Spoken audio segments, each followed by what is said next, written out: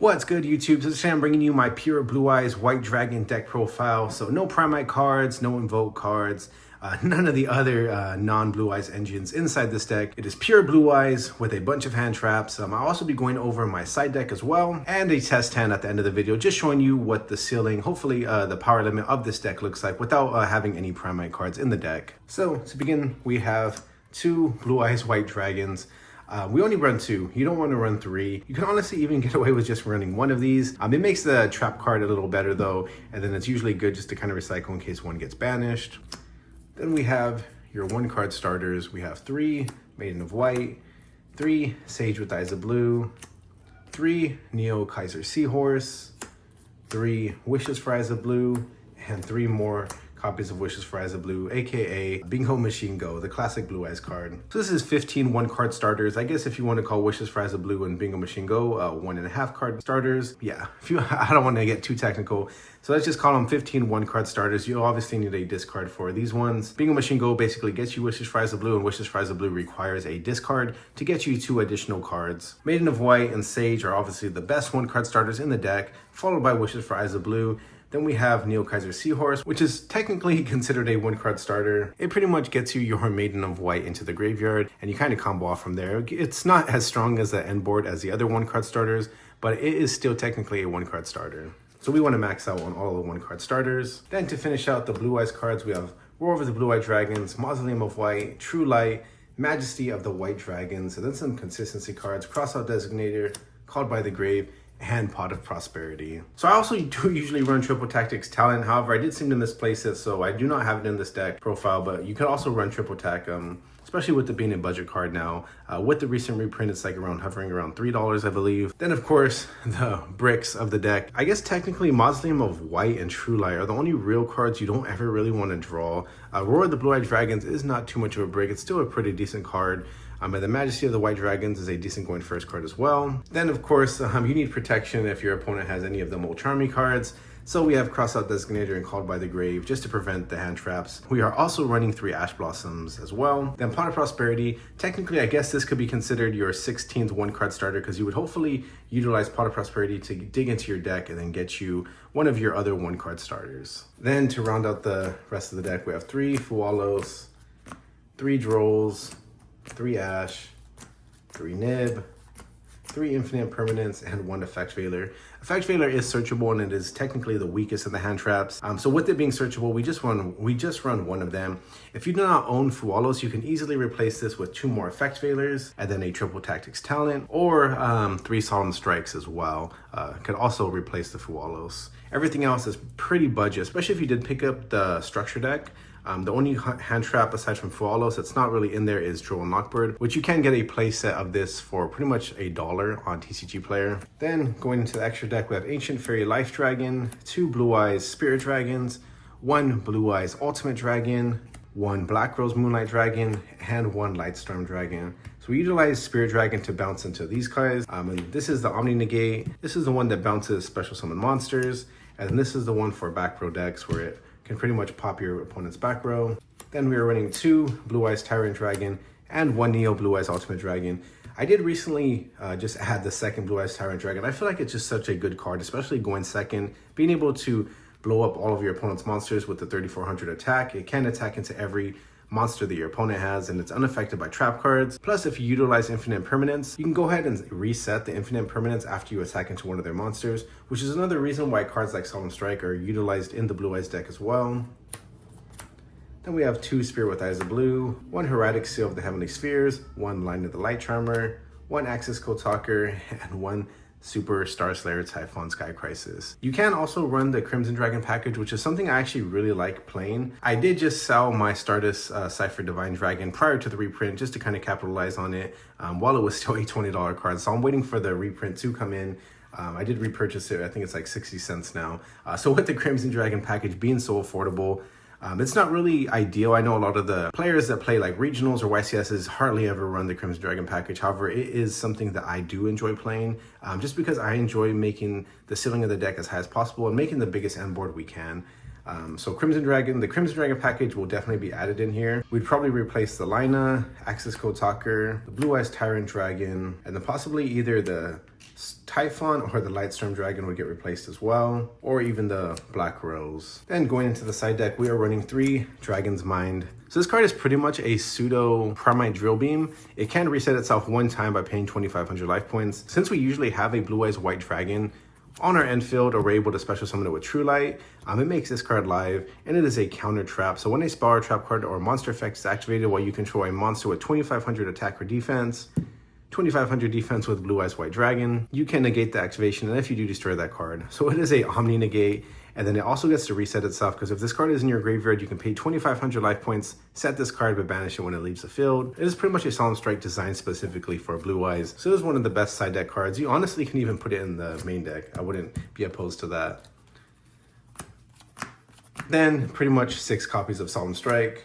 Again, with me being a fan of the Crimson Dragon package, you want your end board to be as strong as possible. So technically win more cards. However, this deck is the budget version, so you want to make the ceiling as high as possible with cards like that. Then we have 2 Lightning Storm and then Harpy's Feather Duster. Then pretty much 3 evenly matched. I do have my other 2 evenly matched in another deck. But I do typically have 3 evenly matched just because backrow decks are pretty popular at my locals.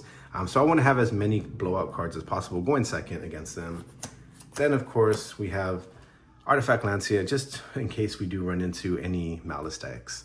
We run Droll already in our deck, so that is pretty much for Horizon Mitsurugi. And then again, just making your end board as strong as possible with these going first cards is pretty much the best defense is a great offense.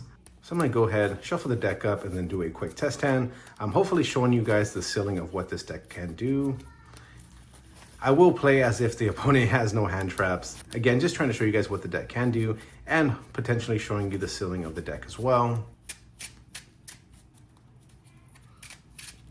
All right, so we got Sage with Eyes of Blue, Called by the Grave, Infinite Permanence, Bingo Machine Go, and Ash Blossom.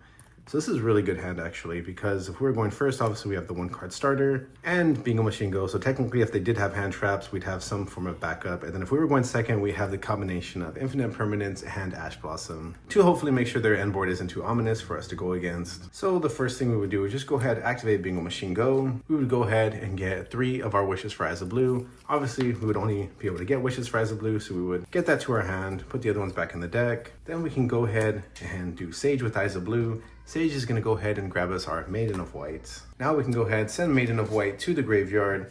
That's going to go ahead and place True Light face up on our side of the field. So usually we utilize True Light to get our Wishes for Eyes of Blue, but since we got Bingo Machine Go, we wouldn't be doing that this time. So instead, we're just going to go ahead and activate True Light early, just because we don't want to use it later in the turn and then potentially have our opponent Ghost Ogre it and then nuke our whole field. So we're going to go ahead and use True Light to get us our Roar of the Blue-Eyed Dragons, set face down. From here, we can just go ahead, activate Roar of the Blue-Eyed Dragons, special summon a Blue Eyes White Dragon, and then get our Maiden of White, special summon from the graveyard. So Maiden of White triggers in the graveyard whenever a Blue Eyes White Dragon is special summoned to the field. Now we can go ahead, link this off, go into our Spirit with Eyes of Blue. Spirit's gonna go ahead and grab us our Mausoleum of White. Now we can just go ahead, activate our Wishes for Eyes of Blue, discarding our Called by the Grave. I feel like that is the weakest of the cards we have in our hand. So Wishes for Eyes of Blue is going to go ahead and grab us our Sage with Eyes of Blue and Majesty of the White Dragons. Now we can go ahead and banish our Wishes for Eyes of Blue from the graveyard, and that's going to attach our Neo Blue Eyes Ultimate Dragon to our Blue Eyes White Dragon. Then we can go ahead, normal summon our Sage with Eyes of Blue, activate Sage to grab us an Effect Jailer. So we now have 3 hand traps in our hand. So in order to do the Sage with Eyes of Blue second normal summon, we had to activate Mausoleum of White. So let's just pretend Mausoleum of White was over there when we did our Sage with Eyes of Blue. So now we can go into our first Blue Eyes Spirit Dragon, utilizing Sage and Blue Eyes White Dragon.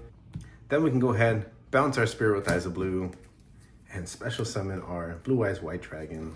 Then we can go ahead and utilize Mausoleum of White, targeting our Maiden of White to send our second Blue Eyes White Dragon from the deck to the graveyard.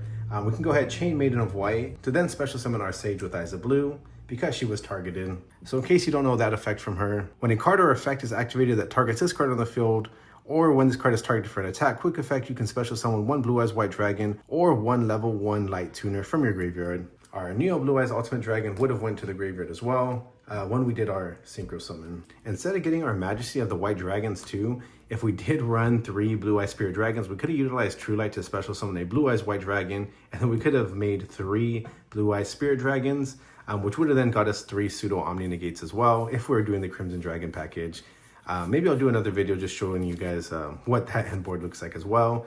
From here, we can either make a second Blue Eyes Spirit Dragon, or we can do a Heretic Seal of the Heavenly Spheres.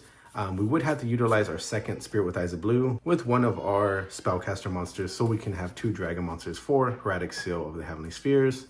So I think we are just gonna go ahead and do 2 Blue Eyes Spirit Dragons. We will then go ahead and set our Majesty of the White Dragons that we were able to add earlier. So with this end board, we have a double pop with Majesty of the White Dragons because we have 2 Blue Eyes White Dragons in the graveyard. We're able to add an Effect Fader to hand. We had 2 additional cards earlier, which were hand traps. With no real tier 0 decks in the meta at the moment, most decks cannot survive 3 hand traps, honestly. So this pretty much would stop most of what our opponent's going to be doing. We'd go ahead and set our Infinite Permanents as well, and then have 2 hand traps, Infinite Permanent set, Majesty of the White Dragons is a double pop. During your opponent's turn, if you want to just go ahead and shotgun in the draw phase one of the Blue Eyes Spirit Dragons into Blue Eyes Ultimate Dragon, I feel like that would be ideal, especially going first, just to kind of have a Omni Negate on the field. But then you keep the other Blue Eyes Spirit Dragon just in case they are trying to do anything in the graveyard. And then you'd be able to utilize it eventually with Lightstorm Dragon. If they end up setting cards, you can go ahead and bounce into Lightstorm Dragon. Or if they special summon something else, you can go ahead and go into Black Rose Moonlight Dragon. So we have 1, 2 interruptions, 3 interruptions, 4, 5, 6.